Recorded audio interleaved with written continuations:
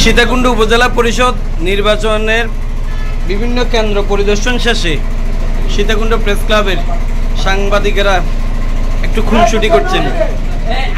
মোটামুটি দলীয় একটা আড্ডা, হ্যাঁ, অনুভূতি প্রকাশ করবেন। অনেক ধন্যবাদ সকল সাংবাদিকবৃন্দ। আজকে এই ৬ষ্ঠ উপজেলা নির্বাচনকে কেন্দ্র করে এখানে মিলিত হয়েছে।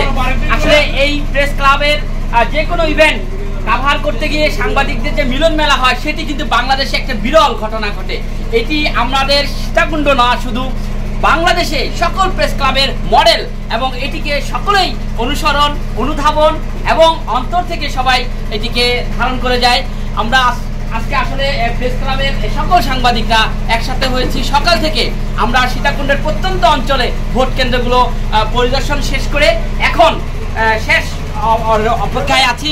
এই মুহূর্তে আমাদের প্রেস ক্লাবে সকল সাংবাদিক কিন্তু আমরা একসাথে বসে চা চক্রে মিলিত হয়েছি। এরপরে আমরা আবার বের হয়ে যাব চূড়ান্ত ফলাফল জানার জন্য।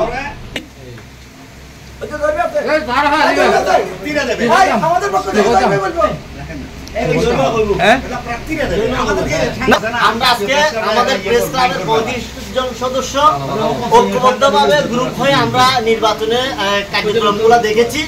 ৬ষ্ঠ উপজেলা পরিষদ নির্বাচন সীতাকুণ্ড উপজেলা পরিষদে অনুষ্ঠিত হয়েছে। ৪টায় ভোট সম্পন্ন হয়েছে।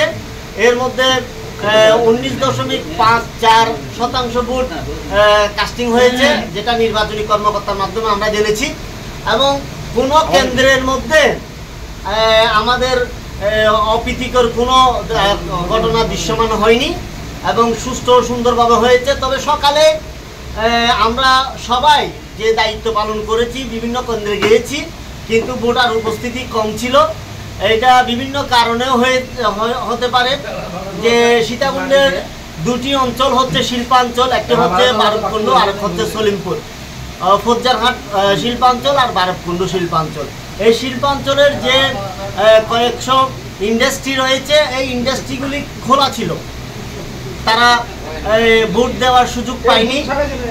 তাদেরকে যদি সাধারণ ছুটির আওতায় আনা হতো তাহলে অধিকাংশ শ্রমিকরা ভোট দিতে পারতো, তারাও স্বাচ্ছন্দ্য বোধ করতো।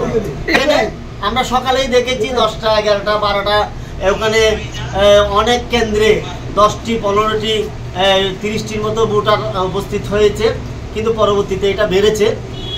তবে অপ্রীতিকর কোনো ঘটনা না ঘটাতে আমাদের হয়তো নিউজের একটু ধন্যবাদ।